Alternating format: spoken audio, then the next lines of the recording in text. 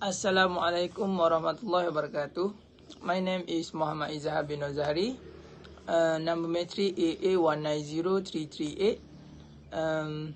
I'm from section 7 and I will present about my part.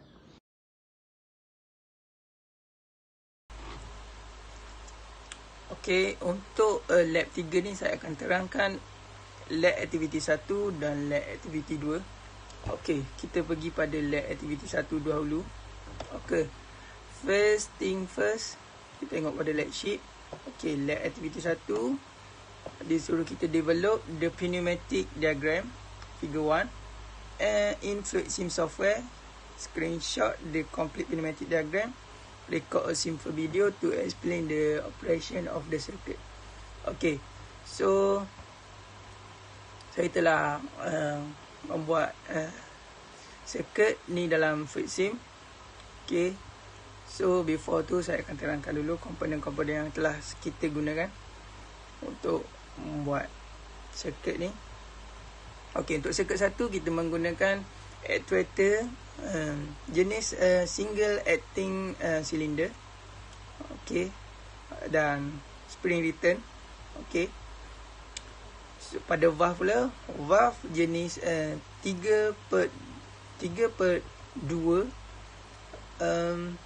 3/2 is mean 3 port 2 box. Okay, 3/2 wave valve. Okay, spring return dan jenis apa ni, jenis push button itu momentary. Okay, dan compressor air. Okay. So pada circuit 2 sama juga kita menggunakan single acting cylinder, spring return juga, dan valve sama juga 3/2 wave valve, spring return dan push button momentary. So compressor sama juga, air compressor. Dan okey, untuk circuit 3 agak lain, dia menggunakan double acting cylinder. Okey. Dan valve 5/2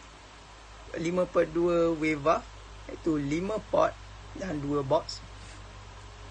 Dan jenis push button, latching, spring return dan compressor. Okey. So saya run dulu. Okay, dah. Kita dapat tengok untuk circuit 1,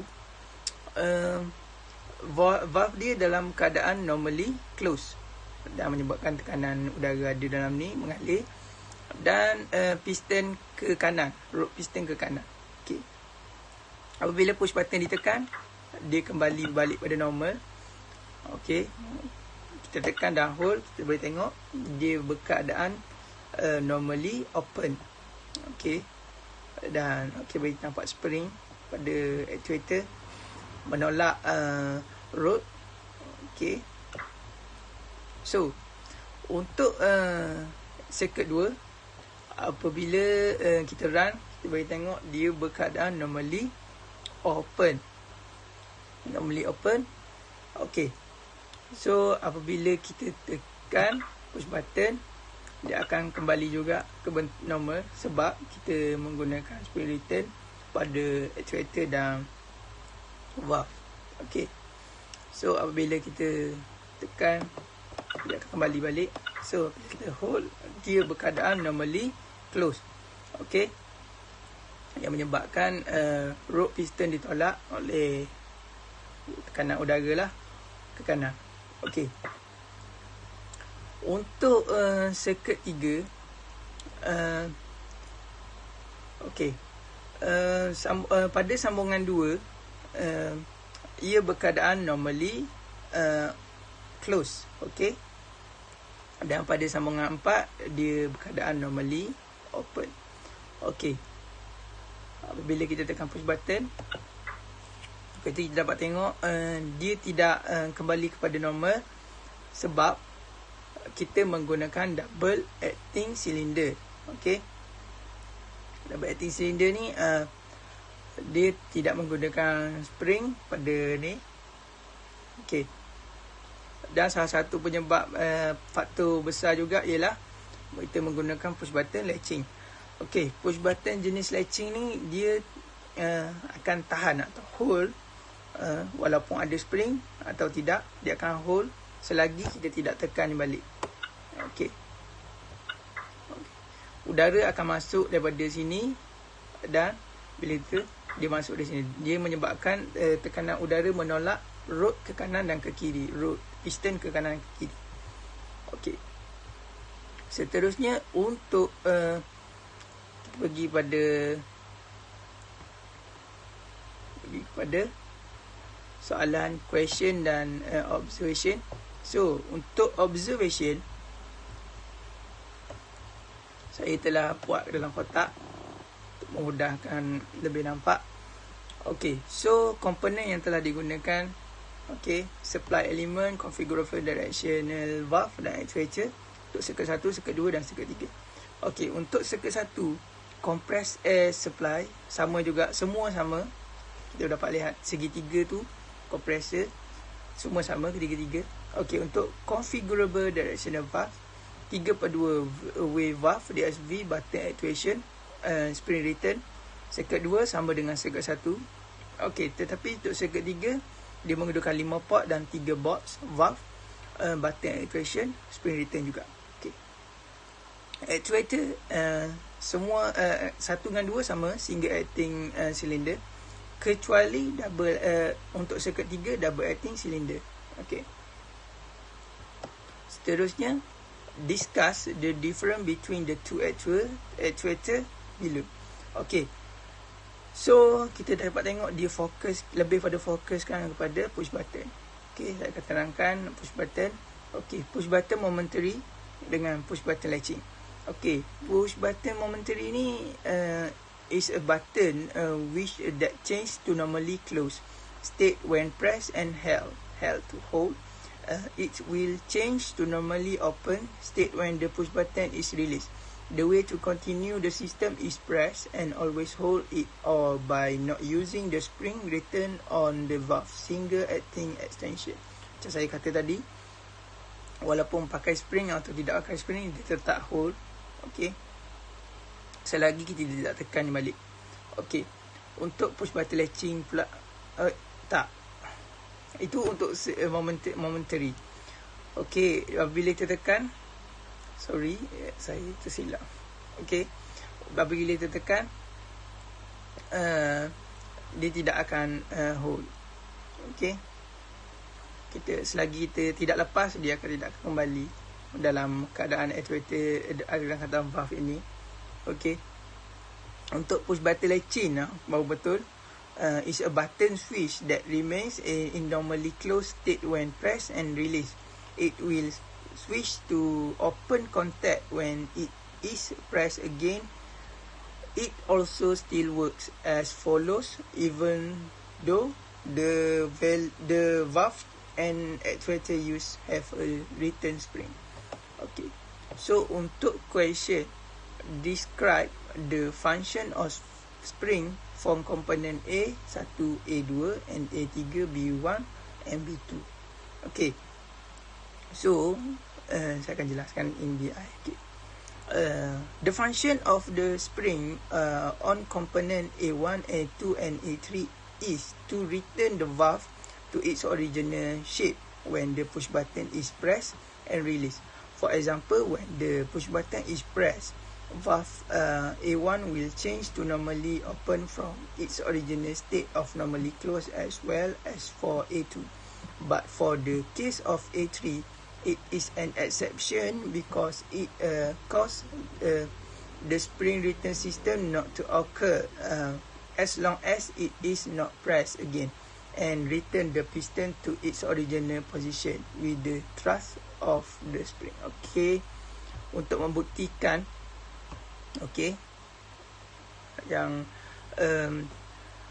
latching berbeza. Okey, walaupun kita pakai kita cuba walaupun kita pakai spring return, okay, kita tukar ni kepada latching. Okey, kita boleh tengok.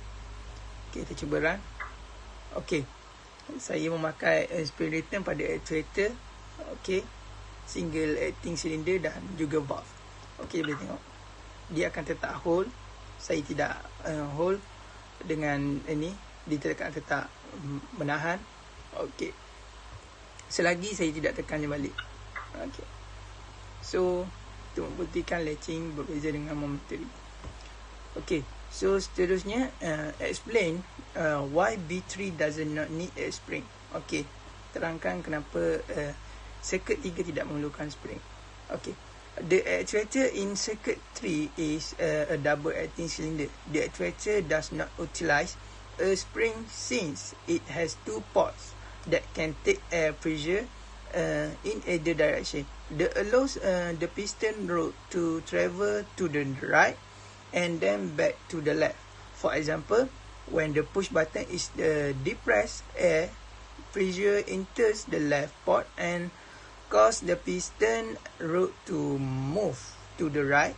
But when the push button is depressed, air pressure enter the right port and causes the piston rod to move to the left. Furthermore, in my opinion, it does not need to use a spring and will not even give any effect even if it use a return spring, because in circuit 3 it use a latching type push button that remains even if there is a return spring on the valve and actuator. Okey. Okey, itu sahaja untuk lab activity 1. Okey, so seterusnya saya akan menerangkan untuk lab activity 2. Okey, so berpandukan lab sheet. First, disuruh develop the pneumatic diagram untuk figure 2. Okey, so saya telah buat file, open activity 2.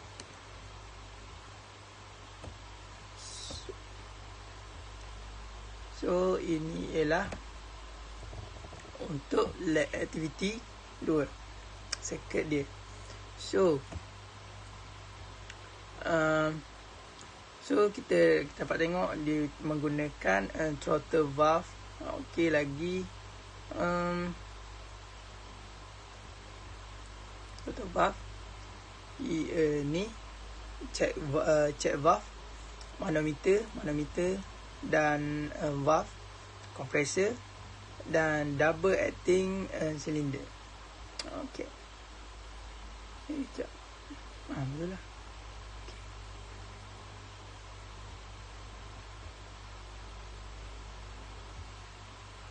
Okey, ini yang terbaru, dah update dengan label. Okey, so berpandukan lab sheet, dia suruh settingkan opening level kepada 10%. B1 dan B2 sama 10%. Okey, so ini setelah setting. Okey, so kita run dulu first. Okey, untuk connection pada port 2, dia berkeadaan normally close. Okey, so ni pada 4 pada port ni connection pada ni dia berkeadaan normally open. Okey, kita dapat tengoklah yang manometer tidak ada sebarang udara masuk ataupun tak. Okey, kita dapat tengok udara daripada sini, daripada dia menekankan rod piston ke kiri. Okey, sebab kita sekarang ni menggunakan double acting cylinder. Okey, so kita tekan dulu. Okey, lupa kita menggunakan valve 5 per 2 wave valve. Okey, kita import dia pakai 5 port dan 2 box, dan kita menggunakan latching push button dan spring return. Okey, so tekan push button. Okey, so kita dapat tengok manometer berfungsi. Okey, jadi 0.60. Okey, dan rod piston ke kanan, ditolak oleh tekanan udara. Okey, nampak udara mengalir dari situ ke sini. Nampak manometer berfungsi dan root piston tolak ke kanan. Udara masuk ke kiri ke kanan. Okey. So, try sekali, tengok sekali lagi. Okey. Okey, nampak D2 agak lambat kerana dia telah melanggar satu throttle valve ni. Okey, dan check valve. Okey. Yang ni belum, dia tidak melalui ni throttle valve dengan ni check valve. Okey. So untuk seterusnya explain. Okey, dah. Okey. Explanation saya dah sampai situ saja. Okey. So latching dah tahu. Okey, sama saja dengan circuit 3 tadi. Okey. So untuk seterusnya kita pergi pada soalan question dan observation aktiviti 2. Okey. So untuk observation, okey. Discuss the effect of the setting B1 and B2 untuk 10% to the operation of the pneumatic system versus when they are set to 100%. Okey. So kita kena ubah dulu pada 100%. Okey. Okey. Okey. Okey. So kita cuba run. Okey. So tak ada perbezaan lagi. Okey, kita tekan push button. Okey, kita dapat tengok perbezaannya. Perbezaan dia sekejap saya try untuk copy.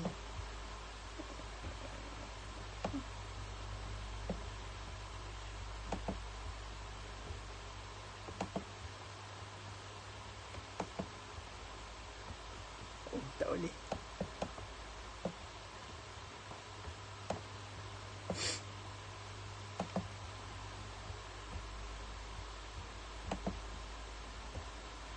Okey, boleh. Okey. So, kita tengok perbezaan dia yang 10% dengan 100%. Okey.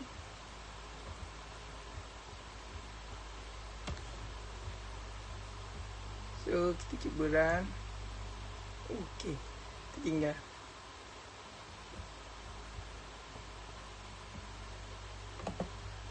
Okey.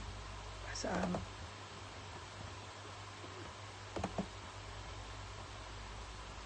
Kita ambil balik ni baru. Okey. Sambungkan pada 1. Okey. Kita run. Okey. So kita dapat tengok bila tekan ni laju, bila yang 100 laju, okey, bila yang 10 agak lambat. Okey.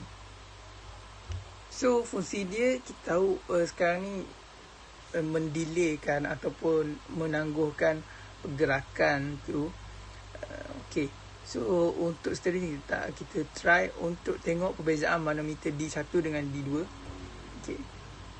Dengan ataupun pergerakan dengan untuk C. Okay. Kita cuba 101 dan 10.1. So kita cuba. Tengok dapat nampak perbezaan yang sangat ketara, iaitu pada D2 sangat lambat berbanding dengan yang sebelumnya. Okey. Sebab di sini dah 100 dan sini 10 dan D2 melalui B1. Okey. So seterusnya soalan kaitan. Okey. Okey, untuk menjawab soalan satu tadi, kita dapat tengok the difference is that when the setting for the throttle valve is changed to 10% opening level, it will cause the process of air pressure on the actuator to move the piston and the pressure on the manometer to be slightly delayed. Okay, compared to the 100% setting. This is because air pressure is faster and easier to push through the valve. A large amount of air pressure is accumulate prior to the introduction of one direction flow control valve. In addition, B1 and B2 setting result sama dengan 10% of the pneumatic system operation is the double acting cylinder moving slower than 100%, so only 10% of the one-way air pressure flow controller is open. The pneumatic system operating effect of setting B1 and B2 equal to 10% are open and require longer period to close. Okay, compared to 100% closed spring valve. The reason is the air pressure accumulate is from of the valve and the spring load ball take a long time. Total check valve are used where volume flow have to be infinitely controlled in one direction while allowing for free flow in the reverse direction. A typical use the speed control of cylinder or other actuator. So question number 2, tadi observation. Okay, so question, discuss the function of this component below at B1 and B2. Okay, so untuk ni gambar tak ada. Okay, so gambar dia ialah, okay, ini gambar iaitu check valve. Okay, check valve. Okay, so function of check valve ni sebenarnya ialah a check valve is a device that only allow the flow of fluid in one direction. They have two ports, one as inlet for the media and one as the output for the media. Since they only allow media flow in one direction, they are commonly referred to one-way valve or non-return valve. The main purpose of check valve is to prevent backflow in the system. The function of this component to seal the orifice that have on the sealing seat. Furthermore, the sealing is normally conically tapered to drive the ball into the seat, resulting in a positive seal and eliminating a river flow. In addition, when the inlet side air pressure approach the braking pressure, the ball is driven out of its seat, resulting in flow. In the inlet pressure does not meet the cracking pressure unless the back pressure. The ball will close owing to back pressure or the spring. Thereby shutting the orifice. Okay. So itu saja untuk keterangan lab 1 dan lab aktiviti 1 dan lab aktiviti 2 untuk lab 3. Okey. Itu saja. Sekian, terima kasih. Assalamualaikum warahmatullahi wabarakatuh. Nama saya Syafiq Aiman bin Suzaha, nombor metri AA190001 dari seksyen 7. Sekarang saya akan menerangkan untuk lab aktiviti yang ketiga. Okey. Ini adalah data untuk lab aktiviti yang ketiga. Data ini kita perlu buat di dalam satu software iaitu FluxSim software. Okey, dan sekarang saya telah siapkan data tersebut di dalam FluxSim software. Okey. Sekarang saya akan menerangkan bagaimana data ini beroperasi. Okey. First, data ini terdapat supply iaitu compressed air supply. Okey. Compressed air supply ini akan melalui tiga komponen ini, iaitu 3 two-way valve A1, A2 dan A3. Okey. Semua ini dalam keadaan normally open. Jadi tekanan udara tidak dapat melalui lagi. Okey. Okey. Untuk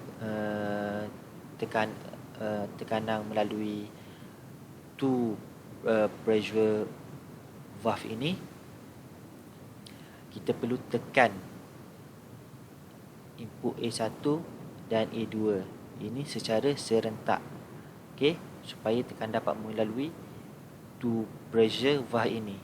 Okey, jadi saya tekan dahulu.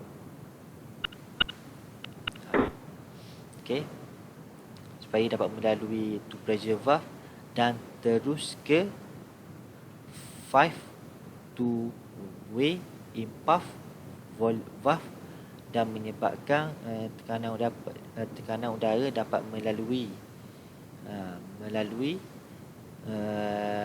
double acting cylinder, okey, dan menyebabkan root piston bergerak ke arah kanan. Okey. Untuk root piston berbalik ke tempat asal, ke kiri, kita perlu tekan input A3 ini. Okey. Okey. Saya tekan, tekanan udara dapat mengalir ke 5 two-way impulse valve ini dan menyebabkan tekanan udara dapat melalui double acting cylinder dan menyebabkan root piston ini akan bergerak ke tempat asal, iaitu ke kiri. Okay. Untuk soalan observation, describe how to active the actuator below. Okay, ini dia. Okay, jadi jawapan saya untuk mengaktifkan actuator berikut, iaitu 5 two-way impulse valve. Ia perlu tekanan udara daripada input 3 two-way valve with button A1 dan A2. Okay. Two pressure valve akan bertenaga sekiranya menerima tekanan udara sekiranya input 3 two-way valve with push button A1 dan A2 diaktifkan. Okay. Question mula. Show the component used for logic function in the circuit. Okay. Itu two pressure valve. Okay. Yang komponen yang menggunakan logic function circuit. Okay. Okay. Untuk soalan kedua, state the logic function implemented. Okay. Logik apa yang sesuai untuk two pressure valve ini? Okay. Logic function yang digunakan ialah AND gate. Ini kerana tekanan udara daripada input A1 dan input A2 tu perlu untuk two pressure valve ini bertenaga dan terus ke 5 two-way impulse valve. Okay.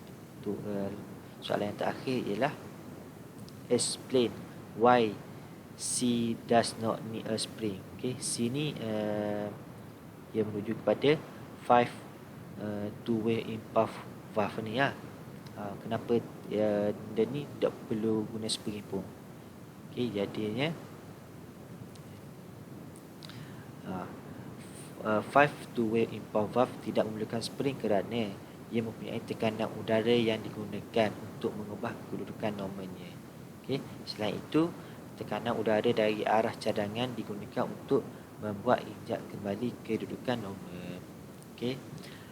Okay, itu saja daripada saya. Sekian, terima kasih. Assalamualaikum warahmatullahi wabarakatuh.